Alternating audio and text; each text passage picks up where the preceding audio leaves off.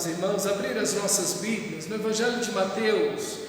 Nós nos encontramos no capítulo 23 desse livro tão maravilhoso, capítulo 23 do Evangelho de Mateus. E enquanto você abre a sua Bíblia no Evangelho de Mateus, eu gostaria só de lembrar para você que a partir do capítulo 23 até o capítulo 25, final do capítulo 25, entra um novo momento de discurso no texto. Então o livro ele intercala entre narrativa e discurso, histórias e discursos de Jesus. E aqui Jesus entra novamente em seus discursos no capítulo 23, falando agora diretamente para os líderes, para os falsos líderes da nação de Israel. A multidão está presente, os líderes estão presentes, fariseus, escribas, saduceus, herodianos, sacerdotes, está todo mundo lá, e Jesus está falando com eles lá no pátio do templo, e está denunciando a vida, o pecado deles, e é realmente um texto assim triste, nesse sentido, por causa do próprio teor, e da vida da nação de Israel. O próprio Senhor Jesus, quando entra em Jerusalém, ele chora, e você vê a compaixão dele. Quantas vezes eu quis aninhar você debaixo das minhas asas e você não quis. Então um lamento, uma tristeza aqui do Senhor da glória, mas tampouco é um discurso que é simplesmente motivado pela raiva. Eu estou estourando de raiva aqui, já me passaram raiva há tanto tempo e agora cheguei no limite. Tampouco é isso, ok? É um discurso muito consciente, cheio de justiça, de juízo, e é um lado de Jesus que muito pouco se fala, muito pouco se conhece. É um texto único. Nenhum dos evangelhos traz um texto como esse, nessa proporção, nessa dimensão. Nenhum evangelho traz para a gente algo assim. E ele é dividido, esse capítulo, em três partes. A primeira parte, do versículo 1 ao 12, que nós já vimos, que é o caráter dos falsos líderes. Quem são eles? Qual o caráter desses homens? Depois, a segunda parte que nós entramos hoje, do versículo 13 até o 36, que é a condenação aos falsos líderes. Jesus vai trazer aqui 7 ais sobre eles. É muito profético, é uma estrutura extraordinária. Vamos falar disso daqui a pouco. E a terceira parte é o lamento sobre Jerusalém, do versículo 37 a 39, quando Jesus fala da cidade de Jerusalém. Realmente é um texto muito profético, ok? No sentido de ter um estilo muito dos profetas do Antigo Testamento, ok? Do Antigo Testamento. Então, eu gostaria de entrar hoje nessa segunda parte aí do nosso capítulo, que é os ais, aí, esses 7 ais. Eu gostaria de tocar em 2 ais com vocês hoje, e ver se na semana que vem a gente consegue vencer 5 ais, ok? Eu acho difícil, porque o texto é muito rico, e a gente olha esse texto e fala, gente, mas que aplicação isso tem para a minha vida? O que tem a ver isso comigo? Talvez você nunca estaria num texto desse, e meditaria num texto desse, se você escolhesse os capítulos para ler. Mas quando você lê um livro completo, quando você estuda um livro completo, quando você faz uma pregação, uma exposição das Escrituras, uma pregação expositiva, você não pode fugir dos textos que vêm. Eles chegam para você e você tem que se declinar aquele texto, e aí então Deus vai ministrar poderosamente a sua vida. Olha o versículo 13: ai de vocês, escribas e fariseus hipócritas, porque vocês fecham o reino de Deus dos céus diante das pessoas, pois vocês mesmos não entram, nem deixam entrar os que estão entrando. Ai de vocês, escribas e fariseus hipócritas, porque vocês devoram as casas das viúvas e, para o justificar, fazem longas orações. Por isso vocês sofrerão juízo muito mais severo. Ai de vocês, escribas e fariseus hipócritas, porque vocês percorrem o mar e a terra para fazer um prosélito, e uma vez feito, o tornam filho do inferno 2 vezes mais que vocês. Ai de vocês, guias cegos, que dizem: se alguém jurar pelo santuário, isso não tem importância. Mas se alguém jurar pelo ouro do santuário, fica obrigado pelo que jurou. Se cegos e tolos, qual é o mais importante? O ouro ou o santuário que santifica o ouro?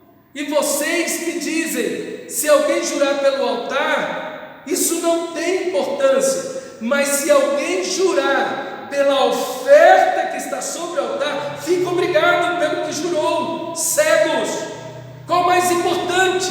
A oferta ou o altar que santifica a oferta? Portanto, quem jurar pelo altar, jura por ele e por tudo que está sobre ele. Quem jurar pelo santuário, jura por ele e por aquele que nele habita. E quem jurar pelo céu, jura pelo trono de Deus e por aquele que está sentado no trono. Ai de vocês, escribas e fariseus hipócritas, porque vocês dão o dízimo da hortelã, do endro e do cominho, e desprezam os preceitos mais importantes da lei: a justiça, a misericórdia e a fé. Mas vocês deixam de fazer essas coisas, mas vocês deviam fazer estas coisas sem omitir aquelas. Guias cegos como um mosquito, mas engolem um camelo. Ai de vocês, versículo 25: ai de vocês, escribas e fariseus hipócritas, porque vocês limpam o exterior do copo e do prato, mas por dentro estão cheios de roubo e de glutonaria. Fariseu cego, limpe primeiro o interior do copo, para que também o seu exterior fique limpo. Ai de vocês, escribas e fariseus hipócritas, porque vocês são semelhantes aos sepulcros pintados de branco, que por fora se mostram belos, mas interiormente estão cheios de ossos, de mortos e de toda podridão. Assim também vocês, por fora, parecem justos aos olhos dos outros, mas por dentro estão cheios de hipocrisia e de maldade. Ai de vocês, escribas e fariseus hipócritas, porque vocês edificam os sepulcros dos profetas, enfeitam os túmulos dos justos e dizem: se nós estivéssemos vivendo nos dias dos nossos pais, não teríamos sido seus cúmplices quando mataram os profetas. Assim vocês dão testemunho contra si mesmo de que são filhos dos que mataram os profetas. Portanto, tratem de terminar aquilo que os seus pais ou que os pais de vocês começaram: serpentes, raças de víboras, como esperam escapar da condenação do inferno? Por isso, eis que eu lhes envio profetas, sábios e escribas. A uns vocês matarão, a outros crucificarão, a outros ainda vocês açoitarão nas sinagogas e perseguirão de cidade em cidade, para que recaia sobre vocês todo o sangue justo derramado sobre a terra, desde o sangue do justo Abel até o sangue de Zacarias, filho de Baraquias, a quem vocês mataram entre o santuário e o altar. Em verdade lhes digo que todas estas coisas hão de vir sobre a presente geração. Sem dúvida, irmãos, esse é o discurso mais duro de Jesus. Dificilmente, se você pensar alguns desses versículos ou algumas dessas frases e apresentar para a maioria dos crentes, eles não irão identificar Jesus como autor dessas palavras, porque geralmente se vê um lado mais gracioso de Jesus, e de fato é assim, o ano aceitável do Senhor, mas existe o dia da vingança do nosso Deus. E obviamente, numa cultura positivista que nós estamos vivendo, quem quer ouvir um texto como esse? Quem quer ouvir palavras tais como essa? Jesus falando do inferno, chamando os religiosos de víboras. Quando Jesus conecta eles com as víboras, com as cobras, com as serpentes, ele está conectando eles diretamente com a antiga serpente, a serpente do Éden. E isso é justamente isso. E você vê que João Batista faz isso no começo desse livro. João Batista justamente usa a mesma expressão. Então são palavras muito fortes. E essas palavras, quando a gente está diante de um texto bíblico, principalmente dos profetas, porque aqui é um texto bem profético, você arremete muito do que Jesus diz ao profeta Jeremias. Esse capítulo 7 tem uma estrutura muito parecida com o que nós vemos aqui, principalmente alguns versículos no final. Então, quando você chega diante dos profetas, desses escritos proféticos que fazem grande parte do Antigo Testamento, é muito importante que você possa olhar para esse texto e olhar para você mesmo e dizer: Deus, tem misericórdia de mim, e o seu coração temer diante do Senhor, porque o autor de Hebreus, falando para a igreja no Novo Testamento, na graça de Deus, esse Deus de amor e de graça e de misericórdia, que tem tanta paixão por nós, que deu seu Filho por nós, o mesmo autor de Hebreus, falando da graça, explicando a graça de Deus, ele diz que o nosso Deus é fogo consumidor. Interessante isso. E ele está falando para a igreja. Então, a gente não pode dissociar essas partes das Escrituras Sagradas. Elas precisam ser estudadas, elas precisam ser lidas, elas precisam ser aplicadas. Nós precisamos chegar a esses textos no profundo do nosso coração, ok? E orar diante de Deus e dizer: Deus, tem misericórdia de nós. 7 ais estão nesse texto. 7 vezes a palavra hipocrisia aparece.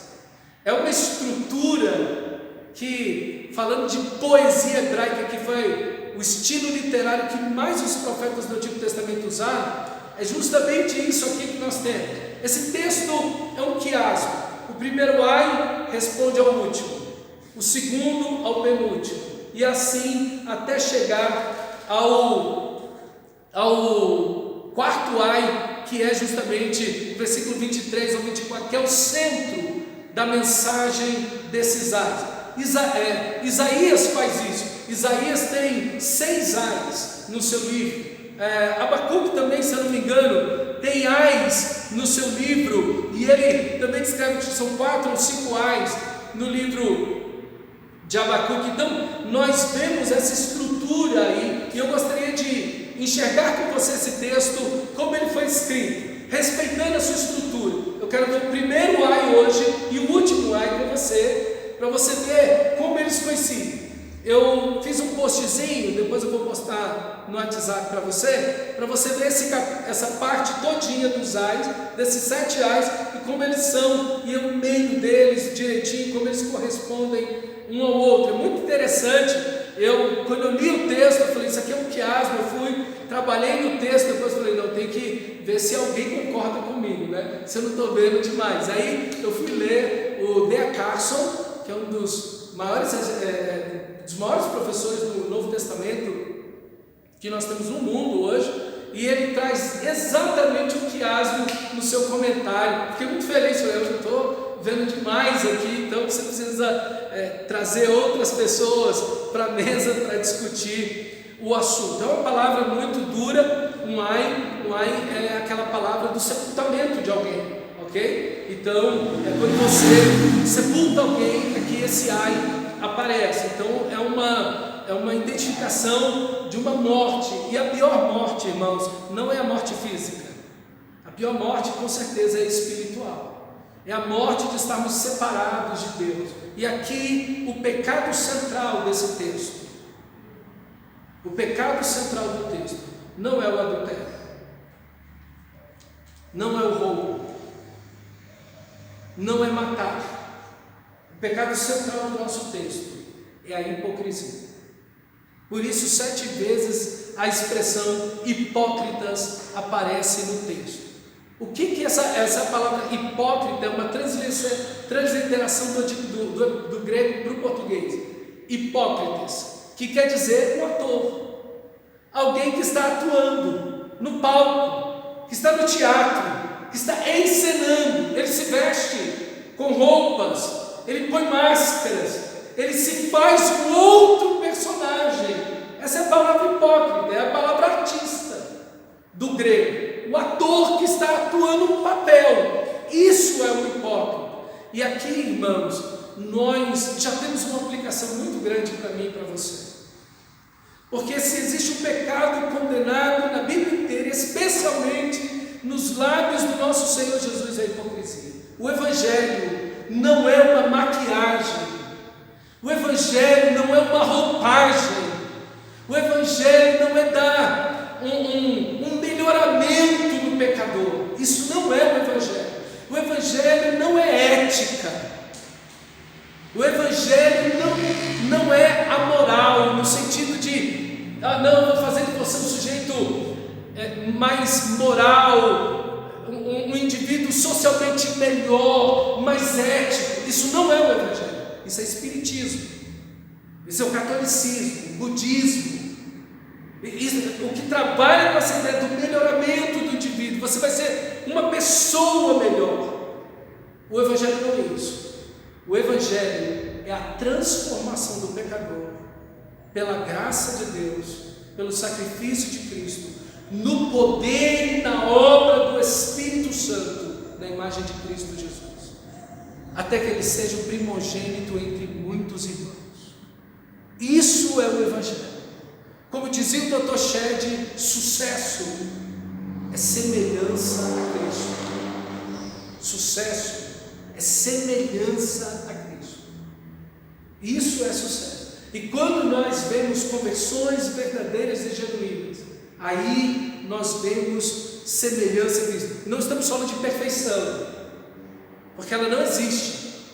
Aqui não, ela não existe. Mas existe semelhança a Cristo Jesus, o Senhor.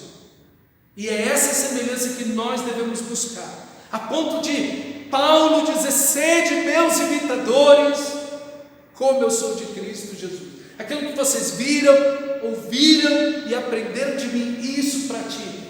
Olha a diferença disso para o que nós temos no nosso texto. Então, essa expressão já traz uma aplicação vasta na minha vida e na sua vida. Deus abomina, detesta a hipocrisia. O Evangelho não é um teatro, não é uma encenação, não é ser uma coisa na igreja e outra em casa, não é ser uma coisa em pública e outra no privado. Isso não é o Evangelho. Santidade é quando você vence o pecado no coração. Isso é santidade. Santidade não é simplesmente um esforço físico, humano, mental, mas é vencer o pecado no seu coração, dentro do seu coração. É ser nova criação, é nascer de novo. Isso é o Evangelho. Meus irmãos, é uma transformação profunda na nossa vida. É a transformação da ovelha que não pode, pela sua natureza, comer carne, comer carniça. Ela não come, não é porque ela não tem acesso, ela não come porque a natureza dela não lhe permite chegar ali. Isso é o Evangelho. Isso é o Evangelho. Se um cristão nascido de novo pudesse viver da maneira que ele quer, da maneira que ele gostaria, ele viveria sem pecar. Nunca mais ele pecaria. Esse sentimento de aversão ao pecado, isso é indício do Novo Testamento, isso é indício do novo nascimento, da nova vida em Cristo. Irmão, e nós vivemos num tempo da imagem, nós vivemos na cultura da imagem, nós vivemos na cultura das aparências, do botox, do enfeite. E quanto engano, quanta mentira, quanta falsidade não existe E o nosso texto começa dizendo o seguinte, irmão. E o primeiro ai é esse. É que a hipocrisia fecha as portas do reino para outras pessoas. Olha o que o texto sagrado diz. Versículo 13. Ai de vocês, escribas e fariseus hipócritas, porque vocês fecham o reino dos céus diante das pessoas. Pois vocês mesmos não entram, nem deixam entrar os que estão entrando. O pecado inicial aqui do nosso texto é que eles não reconhecem Jesus como rei, como Messias, e não reconhecendo Jesus como rei, não reconhecem o reino desse rei. Então eles não entram no reino.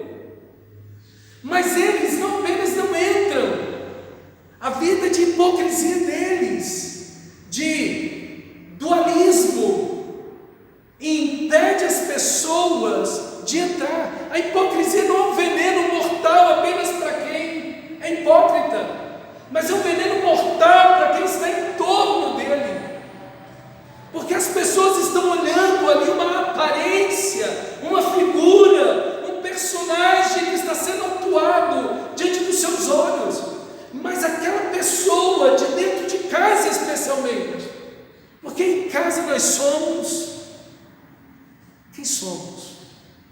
Ali no reduto do lar é que você vê o grande escândalo da falsa fé, da hipocrisia, porque as pessoas de dentro de casa sabem quem você é de verdade, e ali as pessoas veem o evangelho, se funciona ou não, se há diante dos seus olhos um cristão verdadeiro ou não. Então, irmãos, é a hipocrisia um veneno mortal nessa nação, porque quantas pessoas não se aproximam do evangelho por causa dos escândalos, por causa de uma vida dupla que muitos falsos crentes e falsos líderes não vivem. A hipocrisia é uma doença, é um pecado arraigado no seio da igreja, não apenas no judaísmo, mas é o que nós vemos, infelizmente, irmãos. Quantos escândalos, quantos escândalos. Nós não estamos vendo escândalos sexuais, escândalos morais, aqui no Brasil, fora do Brasil, igrejas que nascem de pessoas que estão vivendo, molestando outras pessoas, crianças, pedofilia, igrejas que estão nascendo, né? Na Austrália mesmo tem uma igreja dessa, reconhecida mundialmente, nasceu assim, a pessoa fugiu de um país para o outro, abriu igreja, fugiu porque estava sendo perseguido pela polícia, e agora a igreja está na mídia de novo, sendo julgada agora nos Estados Unidos. O quê? O pastor é um alcoólatra, o pastor é imoral, e está escondendo casos de pedofilia, de abuso, estupro, mas a igreja é riquíssima, de milhões. As estrelas dos Estados Unidos, atores, o Wolverine, aquele cara que faz o Wolverine na igreja, naquela igreja, Justin Bieber que estava naquela igreja, entre outros. E quando você olha, tudo isso acontecendo. Aonde? No privado. Irmãos, o evangelho não nos traz para o palco.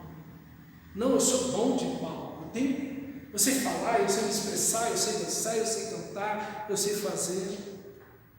O evangelho não é isso. O evangelho é transformação de vida. E meus irmãos, aqui tem um desafio para mim e para você. Abandone em o nome do Senhor Jesus todas as máscaras da sua vida.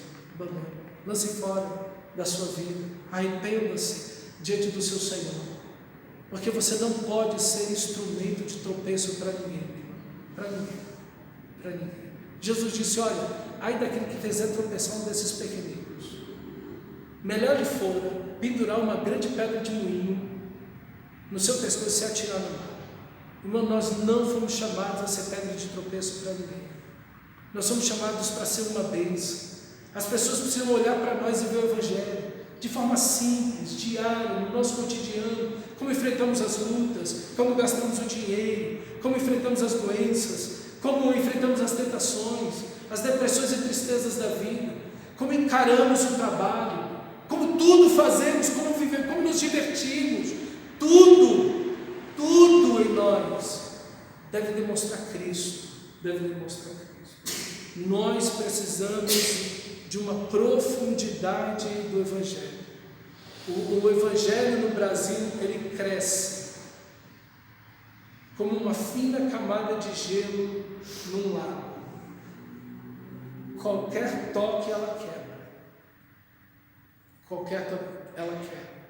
Temos muita gente que se diz evangélico, mas temos pouca profundidade. E infelizmente essa profundidade muito rasa, muito pouca, começa a ser vista já na vida dos líderes evangélicos brasileiros, e não apenas no Brasil, mas no mundo inteiro. É uma grande preocupação, porque você está deixando de ouvir o Evangelho. Você está ouvindo sobre filosofia, você está ouvindo sobre psicologia, você está ouvindo sobre dinheiro, você está ouvindo sobre bênçãos, você está ouvindo sobre milagres, mas isso não é o Evangelho. O Evangelho até tem milagres, o Evangelho até tem aspectos psicológicos, sociais, antropológicos. O Evangelho mexe, tange algumas dessas coisas, mas o Evangelho não é isso.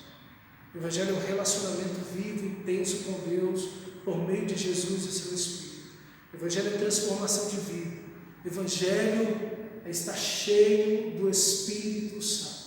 Isso é o Evangelho. Meus irmãos, que essa palavra tão importante nesse texto, que Jesus faz questão de repeti-la 7 vezes. 7 vezes. Ele poderia ter dito uma única vez, mas ele faz questão de fazer dela o cabeçalho de cada sentença. Se existe um cabeçalho em cada sentença, é escriba, fariseu, hipócrita. Esse é o encabeçado de cada uma dessas partes. Que Deus tenha misericórdia de nós, que possamos ser crentes verdadeiros, que lancemos de nós toda dualidade, toda duplicidade, toda falsidade, toda máscara, que possamos ser cristãos verdadeiros, coerentes, com a nossa vida, em todos os aspectos, em casa, no trabalho, na rua, onde estivermos, para a glória de Deus. Eu acredito que esse é o primeiro chamado do texto. Não seja um instrumento para fechar a porta do reino para ninguém. Ninguém pode olhar para você e dizer: você é um empecilho para eu entrar na igreja, você é um empecilho para eu conhecer a Cristo. As pessoas têm que olhar para nós e dizer: meu Deus, eu estou sedento para conhecer o Deus que você serve, esse Deus maravilhoso, que transforma a sua vida, que coloca esse sorriso nos teus lábios, que te dá essa esperança, que faz você uma pessoa diferente.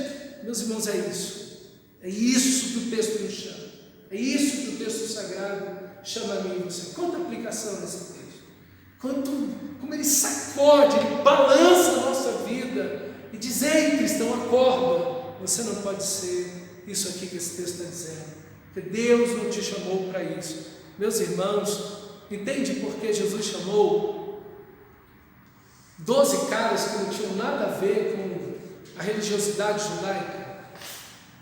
Chamou 12 caras, pescador, coletor de impostos. Os caras não tem nada a ver com gente do povão, da rua, não tinha nada a ver com esse negócio. Jesus chama esses caras e anda com eles. Isso é o Evangelho. Essa comunhão, esse andar com Deus, essa nova vida. Mas o texto segue uma progressão para o mal. Uma progressão do mal. Olha o versículo 29. Lembra? O primeiro ai corresponde ao último. Agora vamos lá para o último ai. Ele é um pouco grande, eu quero tentar resumi-lo, para a gente fechar esse último ai ainda hoje. Versículo 29 diz assim: ai de vocês, escribas e fariseus hipócritas, porque vocês edificam os túmulos dos profetas, enfeitam os túmulos dos justos e dizem: se nós estivéssemos vivido nos dias dos nossos pais, não teríamos sido seus cúmplices quando mataram os profetas. Veja, no primeiro ai, eles não aceitam o rei, eles não aceitam o reino. No último ai, eles não aceitam o rei e por isso não aceitam os emissários do rei, que são os profetas. Veja como o primeiro ai e o último ai, eles se encaixam aqui. Eles rejeitam o reino, rejeitam o rei, assim como seus pais rejeitaram o rei, o próprio Deus, o reinado de Deus, como Deus disse para Samuel. Triste Samuel ali, diante do pedido do povo, nos dá um rei, queremos ser como as outras nações. E Samuel entristecido, se sentindo rejeitado. E Deus disse para Samuel: Samuel, eles não estão rejeitando você, homem. Eles querem um rei porque eles não querem a mim. É a mim que eles não querem. Não é você, é a mim que eles não querem. Por isso que eles querem um rei. Então, irmãos, o que nós vemos é uma rejeição de Deus, uma rejeição de Cristo, mas uma rejeição de Deus no Antigo Testamento. Então eles vão matar os profetas, eles vão atirar contra os homens de Deus, contra os enviados de Deus, que são os profetas no Antigo Testamento. E aí então, os judeus da época de Jesus, o que eles fazem? Eles dizem: olha, se nós tivéssemos, eles vão lá e enfeitam. Esses túmulos se perderam, na maioria deles, praticamente nenhum deles sobrevive na identificação. Você sabia ali o túmulo do profeta Isaías, que provavelmente, segundo a tradição, foi cerrado pelo meio, né? Alguns dizem que botaram de cabeça para baixo, encerraram, abriram as pernas, encerraram daí para baixo, na metade. Outros dizem que colocaram no tronco de uma árvore oca, encerraram a árvore com ele no meio. E foi Manassés, pior rei da nação de Israel, em uns 50 anos, né, que fez isso, que mandou fazer isso. E os profetas morreram da pior maneira possível, Eles foram caçados. Na realidade, Israel criou uma cultura de matar os homens e profetas de Deus no Antigo Testamento, começando com Moisés. Moisés chega diante de Deus e diz: Senhor, esse povo vai me matar, eles vão me apedrejar. Quantas vezes Arão atirou contra a vida de Moisés? Então, a partir daí você vai vendo que isso vai se intensificando dentro da nação de Israel.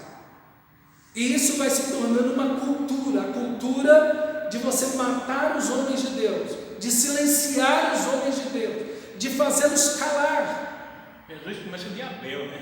Sim, aí nós vamos chegar aqui agora, aí já na parte final, né? Mas, então o que esses líderes religiosos da nação de Israel faziam? Eles iam enfeitar os túmulos desses justos e profetas que haviam morrido, que tinham sido assassinados, dentro dessa cultura. E Jesus toma essa atitude como uma atitude que identifica, sabe, o sangue desses homens perversos, maus, filhos do diabo, que mataram os profetas, que não quiseram Deus e por isso não quiseram os homens de Deus. O mesmo sangue que corria na veia deles, corre na veia de vocês. Quantas vezes vamos lendo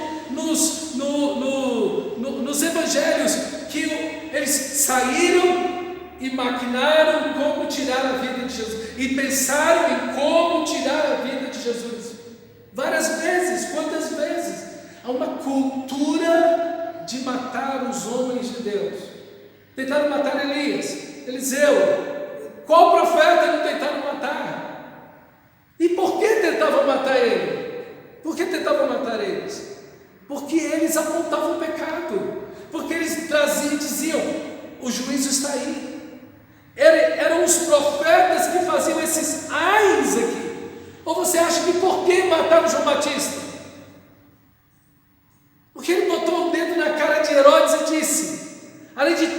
todos os teus pecados você carrega mais um, em que você tomou para si a mulher do teu irmão, que também era meia irmã dele. Era irmã dele por parte de pai. Era uma turma, Jesus Cristo. E João Batista se caladinho disse: não, rapaz, esse negócio aí você não tem que se meter com isso não. Por isso que perdeu a cabeça. Meus irmãos,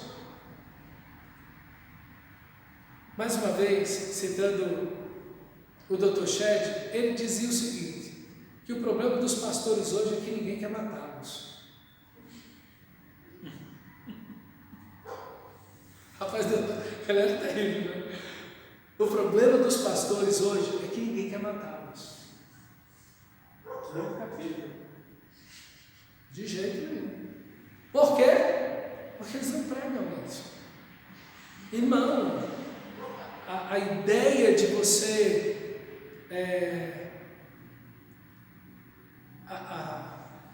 o capitalismo, ele entrou na fé cristã.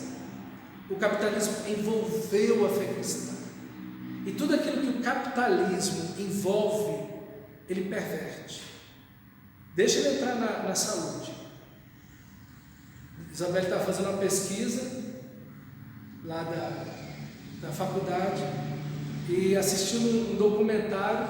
A pessoa perdeu 3 dedos.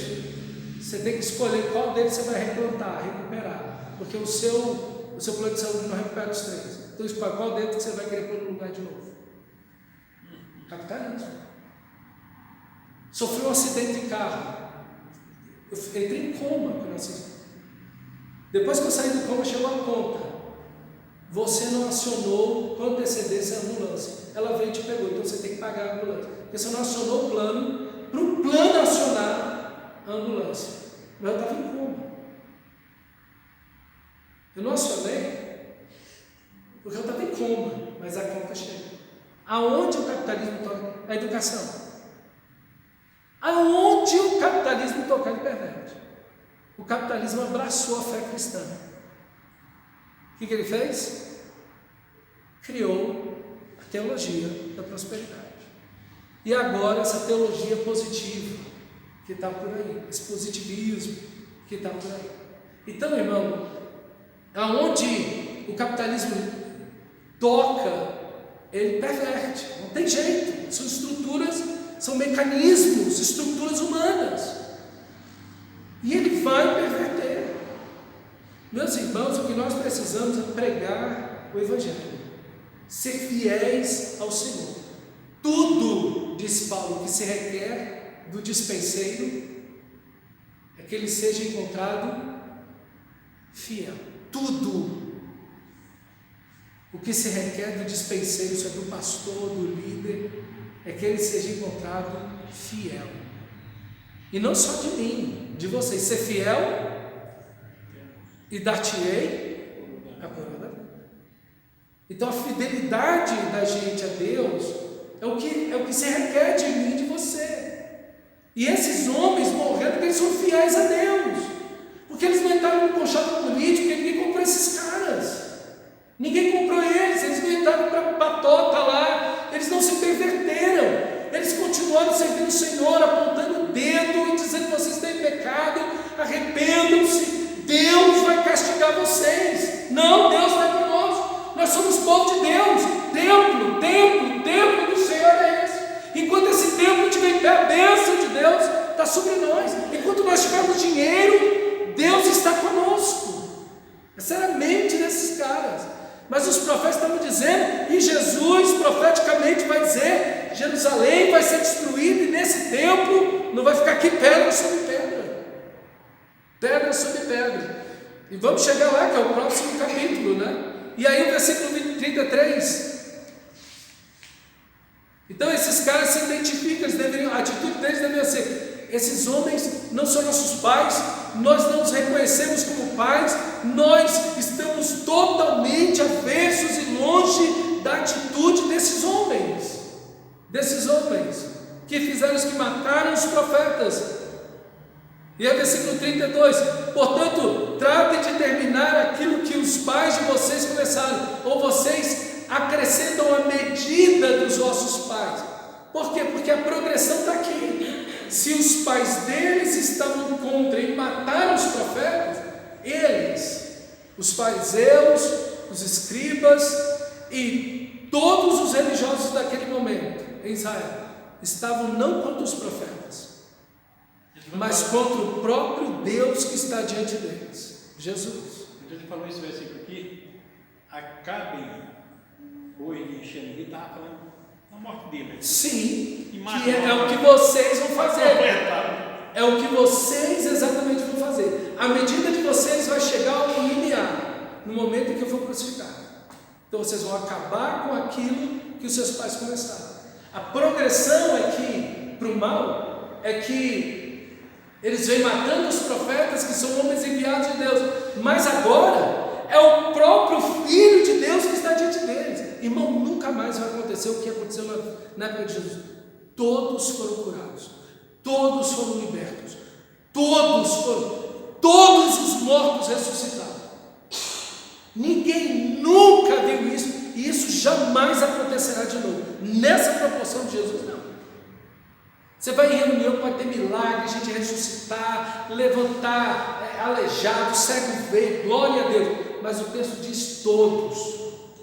Você fala, mas como? Não ficou um, não ficou um leproso, não ficou um perebento, não ficou um cego, não ficou aleijado, todo mundo foi curado, não ficou morto aqui, todo mundo foi ressuscitado, só em Jesus, só Ele fez isso. Esses caras estão vendo isso, e eles querem matar Jesus. Eles estão vendo aquilo que ninguém jamais conseguiu ver, e ninguém jamais vai ver, nem com os apóstolos foi assim.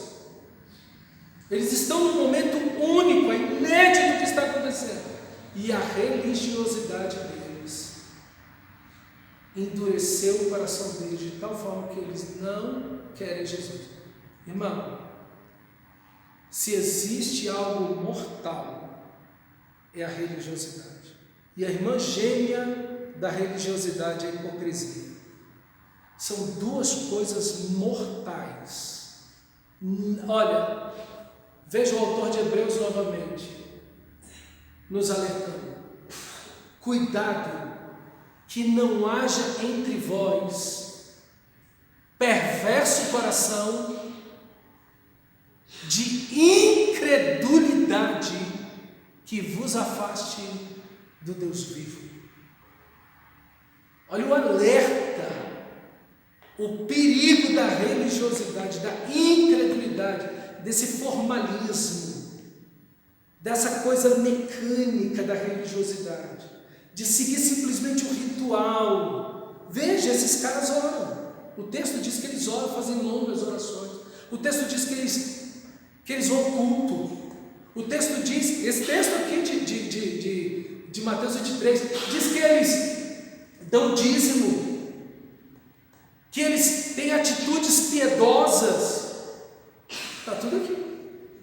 Mas essa religiosidade, essa coisa dura, esse mecanismo, essa falta de um relacionamento com Deus, meus irmãos, isso é mortal. Arranque isso da sua vida o quanto antes. E nunca deixe isso aproximar-se de você. Nunca. Quando você percebe que as suas orações se tornaram apenas palavras vazias repetidas, se arrependa. Quando você se aproxima do texto sagrado de forma desleixada, de qualquer jeito, eu já li isso aqui, eu já conheço, se arrependa. Quando eu vou para o culto, eu vou para o culto. Vou. Eu não sei se eu vou para o culto. Eu acho que eu não vou para o culto, não. Eu estou. Arrependa-se. Irmão, isso é mortal para a sua vida. Mortal para a sua vida. O texto segue, e eu prossigo aí para finalizar. Versículo 33, serpentes, raça de víboras, como esperam escapar da condenação do inferno.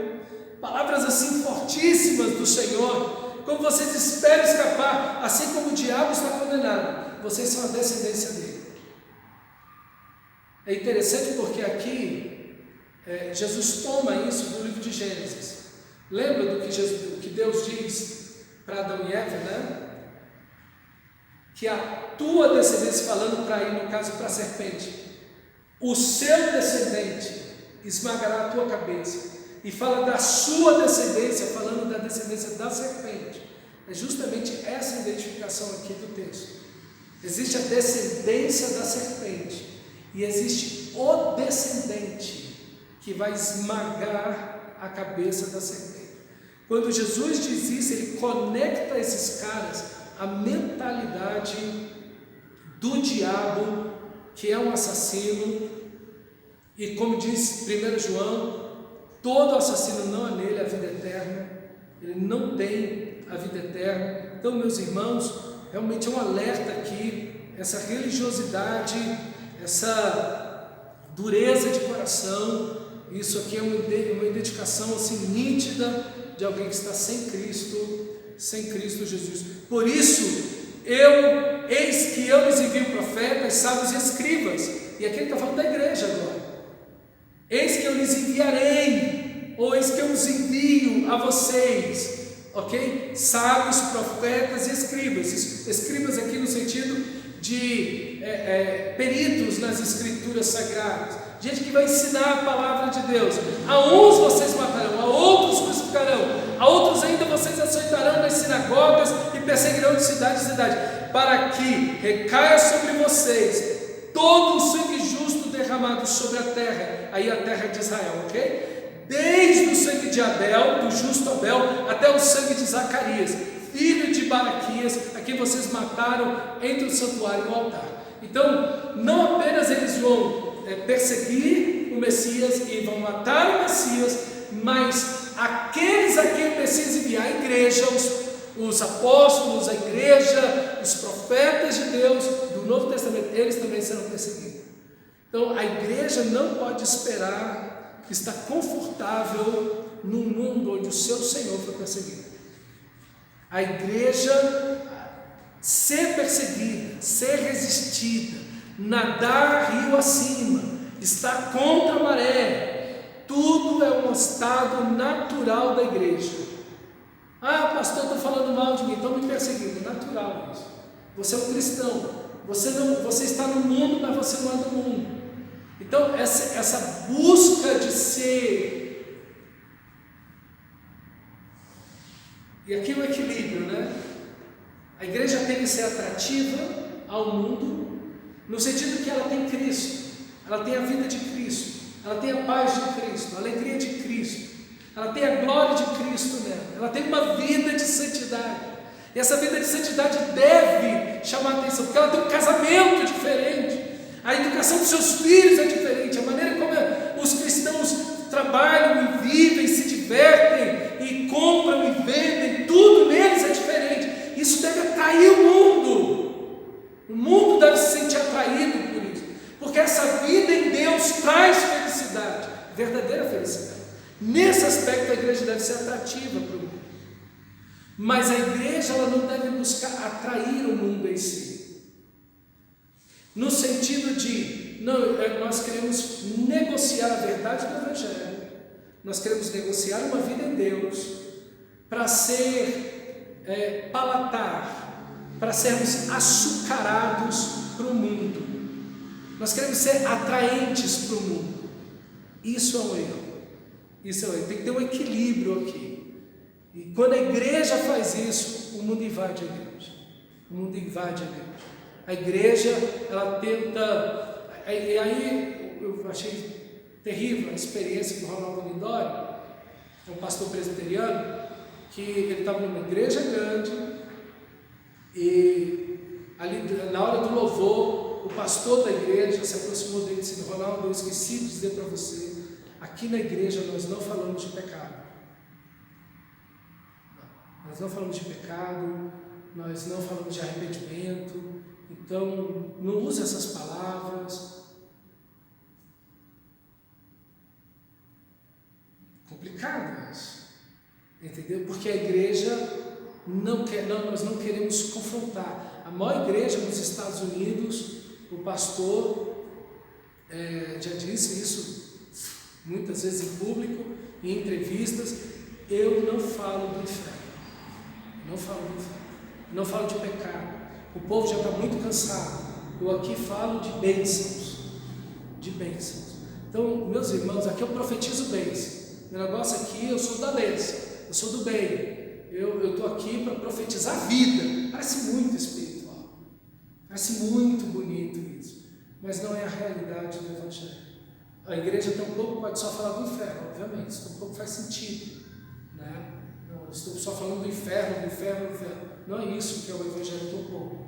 Mas a igreja não pode omitir. O cristão não pode omitir. O pastor não pode omitir realidades eternas.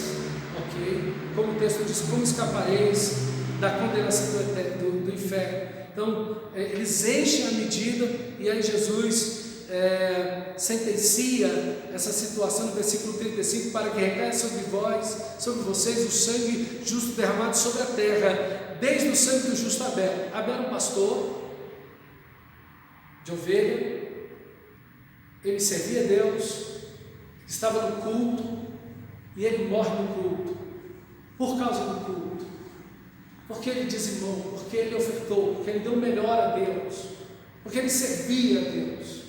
Foi por isso que ele morreu. Foi por isso que ele morreu. Porque ele amava a Deus, porque ele queria dar o melhor para Deus. Olha, irmãos, deixa eu te dizer uma coisa.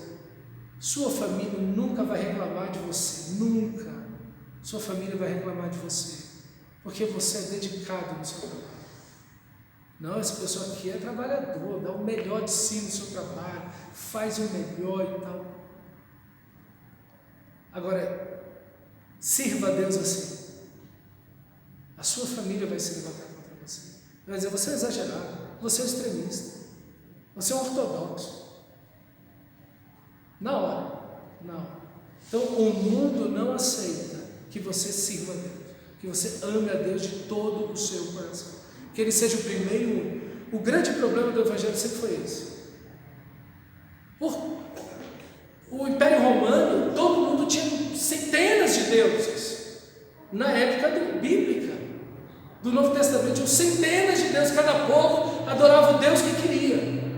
Só que os cristãos diziam, Jesus é o único Senhor, Ele é o Rei, o Imperador do Universo. E nós não adoramos mais ninguém. Pronto. Exclusividade. Quando deu a exclusividade, acabou. Ok? Acabou. E aí você tem Abel. E o sangue de Zacarias. Esse Zacarias aqui existe uma discussão, não vou cansar vocês com isso, mas existe uma discussão. Quem é esse Zacarias aqui? Filho de Baraquias.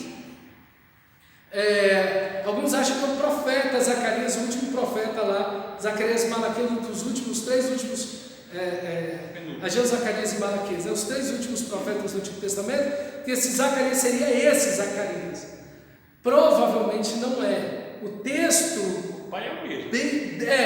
Mas existem alguns outros pontos que não coincidem aqui. Dos reis que morreu, foi? Isso, é 2 Crônicas, capítulo 24, versículo 20 ao 21, tem um Zacarias, e o texto diz que ele é filho de Joiada, do sacerdote Joiada. Ok? Aqui, geralmente se colocava o nome do que era mais preeminente. Provavelmente Joiada aqui diz filho de Joiada, mas provavelmente Joiada era o avô dele. Muito comum isso na Bíblia. O pai e o avô estão aí transitando nesse negócio. Então, o texto sagrado de 2 Crônicas, capítulo 24, versículo 20 e 21 diz assim: o Espírito de Deus se apoderou de Zacarias, filho do sacerdote Joiada, porque Jesus vai dizer que ele foi morto na área do templo, e para estar naquele local tinha que ser um sacerdote, não poderia ser um profeta comum, ele tinha que ser um sacerdote. Para entrar naquela área do templo, ele tinha que ser um sacerdote. E diz assim: Zacarias, filho do sacerdote Joiada, o qual se pôs em pé diante do povo e lhes disse: assim diz Deus. Ele é um sacerdote.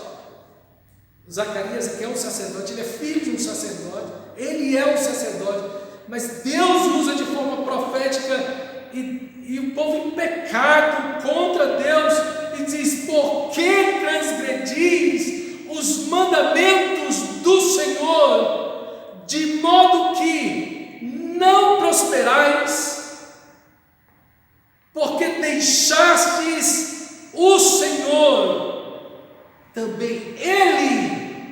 deixará. Esse é um profeta. Desse está. O rei mandou matar ele. Por causa disso. O rei mandou matar ele. Conspiraram contra ele e o apedrejaram por mandato do rei no pátio da casa do Senhor. Quem é o rei de serpente? Joás. Joás é o rei dessa época. Então, é um rei bom. Um rei bom. Foi bom rei. Mas, irmão, quando alguém por Deus se levanta e diz isso, vocês deixaram o Senhor. Quando foi a última vez que num culto você ouviu uma expressão dessa? Por isso Deus deixou vocês. Todo culto você ouve o quê? Deus está com vocês. Não, que isso? Deus vai abençoar vocês. Esse homem se levanta e diz, vocês deixaram Deus? Deus deixou vocês. E outra, Deus matou Joás, porque ele matou Zacarias. O texto sagrado de Santa Cruz é muito claro, porque Zacarias, quando está morrendo, ele diz, Senhor, lembra disso. Olha aí, essa consequência, né? Essa consequência. Então você tem Abel, um pastor, num culto, adorando o Senhor, vivendo, entregando sua vida a Deus. E aqui você tem um sacerdote que também é um pastor na nação de Israel, servindo ao Senhor, comprometido com Deus, de todo o coração, morrendo ali.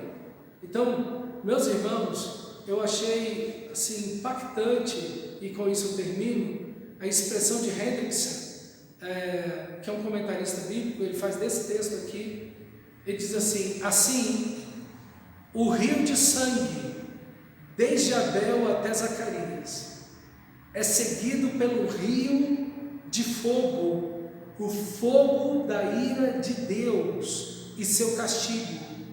Esta ira foi derramada sobre o povo judeu, porque, devido ao assassinato de Cristo e à perseguição aos embaixadores de Cristo, mostraram unanimidade de pensamento com aqueles que em dias passados tinham assassinado os profetas. E é verdade.